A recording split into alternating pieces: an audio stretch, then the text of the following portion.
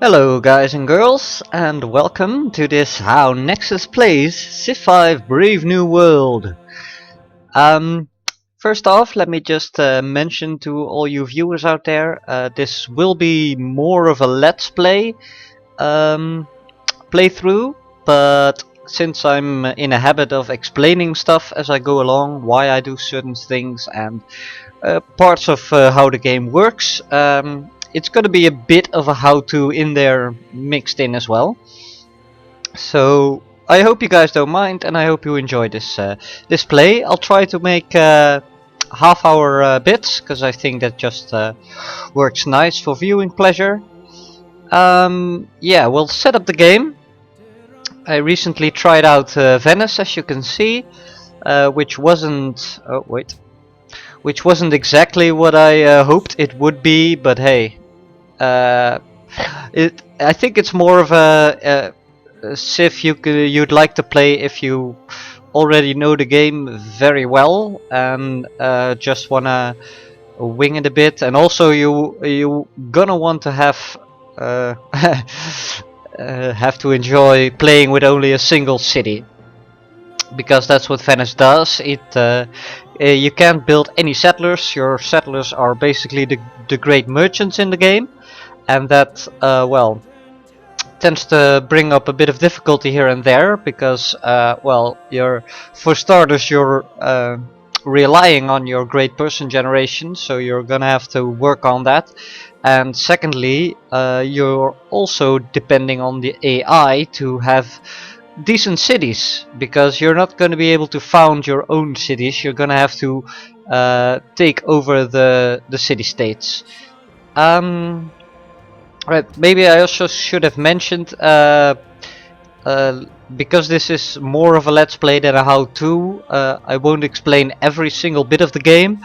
There's a whole lot in here, and the game does a pretty good job explaining itself, but there are still so many hidden mechanics and just things that can happen that it's a very in-depth game. As anyone who played Civilization or basically any grand scale 4X like this can vouch for, I would say. Right. We could just go for continents because it's pretty standard. I also like the continents plus map, but that also means most of the city-states will be off the main island, which makes for a different game than standard. So let's just go with that. Small, so it just doesn't take too long. Emperor is sort of the difficulty I've been feeling comfortable with. Immortal is just the AI gets so many bonuses, it's hard to do anything except play catch up for the most better part of the game. So we'll we'll leave it on Emperor, was what I was planning to do. So I'll give the game pace on standard. Maybe that it's better for the viewers if I go to quick, but I like just going standard. So I'll leave all this on the basic settings. I'll go with random all the way. I'll leave all the victory types on, and I'll do the quick combat, quick movement thingy, because that just makes the turns quicker. And it's gonna be a long enough game as it is. So, all right. Upon thee, your Imperial Majesty Catherine, wondrous Empress of all the Russias. At your command lies the largest country in the world. Mighty Russia stretches from the Pacific Ocean in the east to the Baltic Sea in the west. Despite wars, droughts, and every manner of disaster, the heroic Russian people survive and prosper. Their artists and scientists among the best in the world. The Empire today remains one of the strongest ever seen in human history. A true superpower, with the greatest destructive force ever devised at her command. Catherine, your people look to you to bring forth glorious days for Russia and her people, to revitalize the land and recapture the wonder of the Enlightenment. Will you lead your people once more into greatness? Can you build a civilization that will stand the test of time? We are most certainly going to try. Alright, so we're playing at the Russians, as the Russians, which I do have some experience with, so that's okay. Strategic resources give extra production, horse, iron and uranium double quantity, which is very nice, especially in the late game because of the uranium, if you get to that. Cossacks, which are a very powerful unit, but I tend to, well, by the time you get this, let's see, I think it replaces the cavalry. You're gonna be pretty close to stuff like gunpowder, and riflemen aren't too far out, so you have a pretty small window, and that's the case with most of those kinds of units. Limited use, but very powerful if you need them. And the creep post, which is awesome building. It replaces the barracks, and it gives culture and gold reduction for acquiring new tiles. So that's actually well, it's an okay start. 1, 2, 3. We've got the citrus here as well. We're just out of reach of the gems. I could decide to move one down and we'll still have all of that. So let's just have a look up here if there's anything if we would miss out on, I should say. This does give us a desert tile, but it also is a hill, so that's good. I think I want that gems in my opening city, and I also well, here's the thing, this is your first city, this is your capital, this is going to be, during the remainder of the couple of hundred turns, going to be your main city. So it's pretty important where you place it. I will say that 80% of the time I will settle on the tile that it has given me, but in cases such as this where I don't actually have to skip a turn, I can move one over here and then get the gems and the sheep, which I otherwise wouldn't have gotten, and I will be in a bit better defensive position because he can, if I well, that doesn't really matter all that much, but if I get attacked from the ocean, this is the tile he's gonna have to come at. So I'm gonna just go ahead and put Moscow down here. The other choice might have been to go on the hill, which is really nice because as you can see now, I'll have 2 food and 1 production, which is the standard. But if I would have been on the hill, I would have had 2 production. So again, because this city is gonna last a good long while, you're gonna want to try to maximize it as quickly and as efficiently as you can. I always go for a scout first because I think scouting is very important, not only because of the ancient ruins, but also because of the fact that if you meet other civilizations, there's just a lot to know, because you're gonna have to be planning ahead in the first stages of the game, like what are my first steps going to be towards victory. But first off the bat, the Great Library is always at least a couple of players will be going for that, because it's the first, well, it's the most powerful of the early wonders, because of the free technology and also because of the extra science output and great scientist points, which will earn you great scientist relatively quickly. So we're gonna start researching that, and then once I get around to it, I'll decide whether or not I really want to invest the hammers in it, because especially on higher difficulties, it's really hard to get that early wonders out. Just gonna check here. Well, we missed out on the second cotton, but that's okay. We'll probably have another city up here at the wheat, by the looks of it. Yeah, and a river as well, and some more oranges, so that's gonna be awesome. So in the early game, as I said, scouting is really important. Okay, so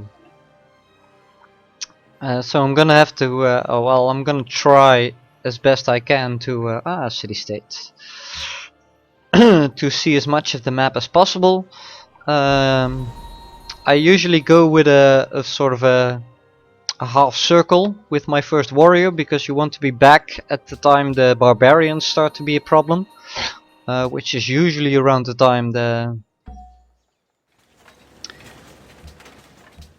around the time. Sorry, got a bit distracted. I'm not sure what I was going to say, but hey. Usually around the time my warrior completes his half circle. Let's just leave it at that. That works. So we're going for the monument next because there's not too much we can build. Getting that extra culture is actually pretty important.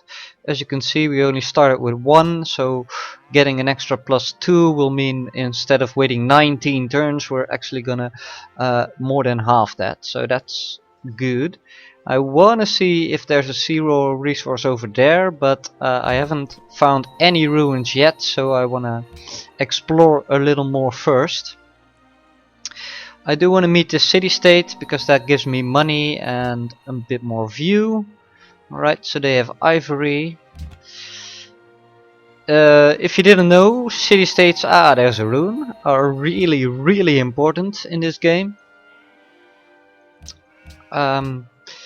The bonuses, if you can get them, they're just, especially early game, they're just really important. Well, more gold. So we're gonna be finding gold for a little while, which is nice. I tend to run into money problems first before I start missing out on the happiness. All right, so we're kind of in an awkward place here, I suppose. We do get the stone, which is good.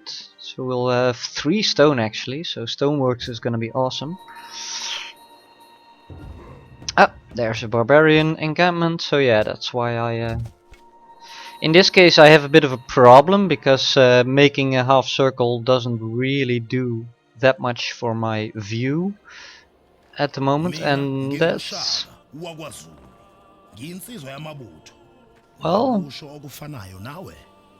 I don't look as fancy as you, but nice to meet you, Mr. Zulu there.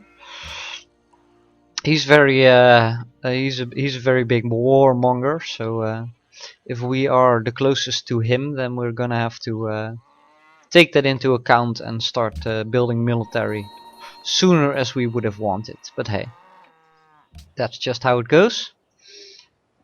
Let me just check my time here. Guess we're doing good. So yeah, early game. Oh, the Netherlands. Welcome, Lord William. Willem van Oranje, stadhouder over de Nederlanden. Behoeft gij iets? Mij staat nog veel te doen. Behoeft gij iets? Well, we don't actually talk like that anymore, but Gaat uw gang. Gaat uw gang. Yeah, for you, for the people who didn't know, I'm actually Dutch, so that's why I don't have any problems understanding what he's actually saying there. Alright, so this is a difficult choice most of the time, because if I don't do the shrine now, then it's gonna be tough to get a religion. But it might be tough anyway, so going for it now might still be a waste. Plus, as you can see, writing will be here in 4 turns, so I don't want to wait another 4 turns before I start on that great library. But hey, we can invest some hammers in it and see how it goes. As I mentioned, there's not so much you can build at the moment, so... Ooh, that's nice. We're gonna get that before the Dutch do. Wat u enig belang zal inboezemen. This is the first time I hear that that Prince William speak. Do I want to do that? I don't think I do actually. I want to wait till I have my own embassy, but that does mean that he already has writing, so that's a pain. That's such a waste, but hey, we're gonna have to try and get that. Right, so go down with that. Oh, the Dutch are actually over there. So that's good, because the Zulus were somewhere up here. So he's gonna run into the Dutch before he runs into me. It's bad, because I have to go up. There is really no point in me going down. So I'm gonna have to expand towards the Dutch, and hopefully they'll look kindly on my expansion. Right, we get a map which isn't too useful. It's actually the least useful thing I wanted to get. It's also gonna cost me my scout. So yeah, not a good start. Well, I could heal it up. Maybe it will live. I'm gonna have to get back with my warrior because these barbarians are bound to start invading me. Alright, here's my first policy. As I said, no 19 turns or whatever it was away. Alright, so this is another big question actually, where to put my first policy. As I mentioned, expansions options might be limited, so going with tradition is a good bet. I would usually go with tradition if I wanted aristocracy quickly for the Great Library, but since if I'm gonna do it, I'm gonna start it in one turn, so it won't be in time to make any real difference. The +3 culture, however, will give me a very quick boost to start off with. So I think we're gonna have to try that anyway, because we would have done liberty if we wanted a worker out real quickly, but we need masonry for that and animal husbandry for that, so we don't want that worker out that quickly, I suppose. So we're gonna just go with tradition and hope that that's the right choice. Can I survive? I probably could. Especially if he clears it up for me. Right, writing is here, which means we can now trade our embassies. Gaat uw gang. Alright, let's see if the Zulus have writing yet. They don't. You can see that because the accept embassies is still grayed out. So now we know where Amsterdam is. Hello Amsterdam.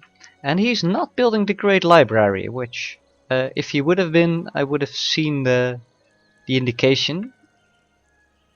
So we're gonna go ahead and try it, I suppose. 37 turns, that's not gonna be quick enough. I'm gonna grow pretty soon, but I don't think I have that much. Yeah, I only have the single hammer here. I might have had a little bit more if I did go for a worker, but that again would have been pretty late. So I'm thinking no. I'm going to go with my gut feeling that someone else will get it before me and build just a regular library instead. It pains me because, yeah, like I said, it's a really good thing to get early game. But on the other hand, if you base your entire tactics around getting that, then especially on the higher difficulties you're gonna run into trouble, because I think it's from Immortal, the AI gets all these 4 techs for free at the start of the game, so they can start going right in calendar straight off the bat. So the chances of you actually getting this are well, slim to none. So I try to well, only go for it if I see a good opportunity, which I don't in this particular game. So we're going to go for the husbandry because we want that cattle worked, and we also want to see if there's any horses. I'm gonna have a quick look up here. Yeah, I'm gonna have to keep moving my scout. Oh well. If I wanted to say if I want to get some more ruins before the rest of them does, but looks like, yep, there goes one for the Zulus. But he is going to block the barbarians for my scout, which is nice of him. Alright, I think I'm just gonna move through you. I'm very sorry. Well, that basically covers that part of the island. Yeah, let's just move there because I was interested to see if I might find some whales or crab or clam in that little piece of cloud right here. Who knows? If you don't look, you'll never know. Right, let's get out of his borders because we don't want to be that upset with them, and heal up a bit because I think we've had our chance at ruins, which is unfortunate, but oops, that's also unfortunate. But I think I will heal enough. Alright, that's my next policy. I don't need an aristocracy right now. I like to wait with legalism before until I get a better building out of it than the monument. Maybe that's not the smartest play. Let's see. It depends on when you think you will be expanding, and I'm thinking it's gonna be, well, it's gonna be a good 30-40 turns. Probably. Maybe not, because I didn't go for the Great Library, but so yeah, I think we do want all that nice goody goodness that comes with liberty. So we're just gonna go with that for now. It's not the most optimal to play it like this because you'd probably be better off. Well, let's just get you out of there, will you? Probably going to be better off focusing on one tree. When he treadeth out the corn.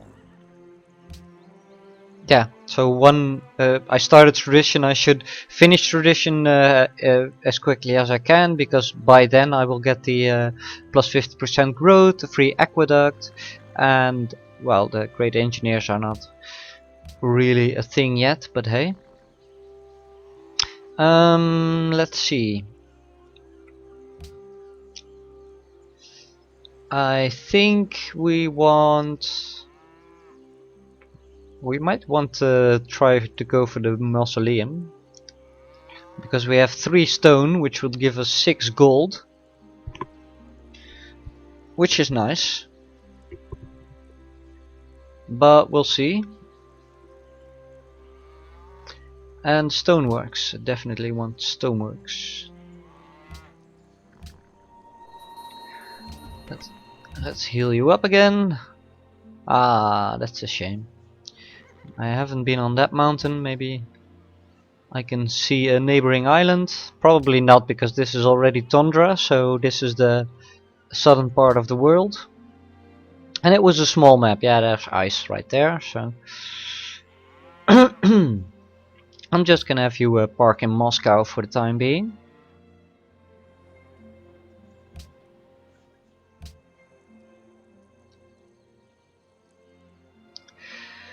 So you should start to think about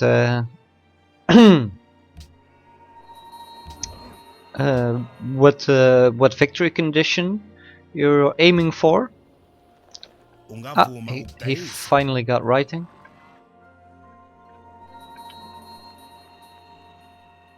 Also not building the Great Library. Interesting.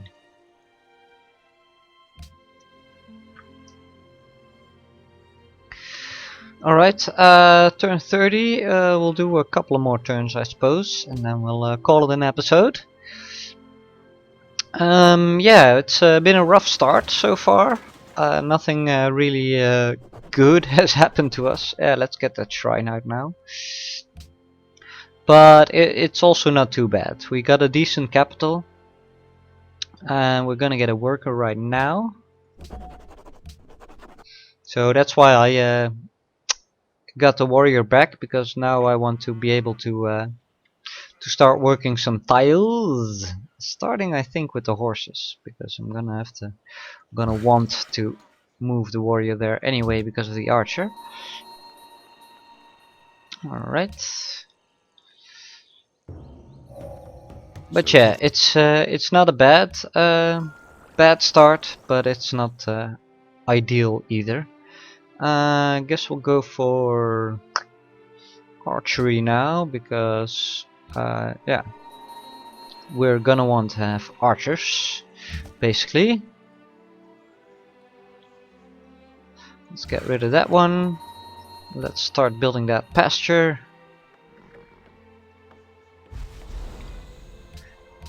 We are good on growth, and we're gonna be good on happiness as well, because we've got 3 separate happiness resources, which is quite a lot.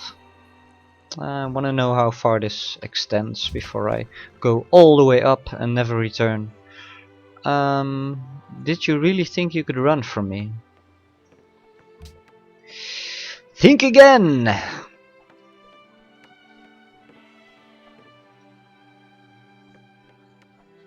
Right, so one more turn. If it actually lets me. Come on. Desires horses, well. Lucky for you. Alright, so can't do stoneworks yet because I haven't built. Ooh, I can already start a caravan. This is something I've recently considered. I haven't played too much of Brave New World yet, and the caravan bonuses are just insane money wise. I had the game with Venice. I think I was at plus 400 gold relatively quickly. While in another game where I had 0 possibilities of trade routes early game, I was minus. I was actually in bankrupt for a large portion of that game. So it makes a huge difference, those caravans. But if you build them too early, like say if I would build them now, well, I guess I could go to Rotterdam, which was my place to settle. So that's gonna be mean war. But yeah, this is okay. But if I had to go to Amsterdam, which I'm not even sure if that would have been too far for me, but there would have been barbarians all over the place, and it wouldn't be a matter of if the caravan gets raided, but a matter of when it will get raided. So don't do it too early, but definitely don't do it too late, or make it a priority as soon as you can, because it's just since the Brave New World expansion, it's just the best. Well, it's not the only way, but it's really the best way to get your economy up. Alright, we can heal you up in here.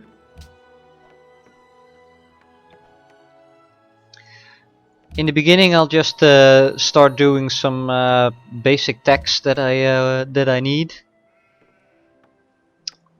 so, like mining, for instance. Just get those out of the way, so my worker has free reign. Oh, and I did say I was going to do one more turn, didn't I? Well, that's civilization for you. Just one more turn, just one. Yeah. So. Yeah, I'll leave it at here, just for the, yeah, to keep it a bit condensed, I suppose. We could still settle on this side, like right here would be nice. We get the bananas, the copper, another cotton. We would even get, we wouldn't get, we would be here, but then we wouldn't have the river. So we'll have to decide on that later, but maybe even here, so we can get the mountain, which is will make it a good research city. But hey, we'll figure that out next time. For now, this has been NeXuS Plays, or how NeXuS Plays Civilization 5. I'm looking forward to reading your comments on how good or awful you think my start was, and I'll see you on the next episode. Thanks for watching!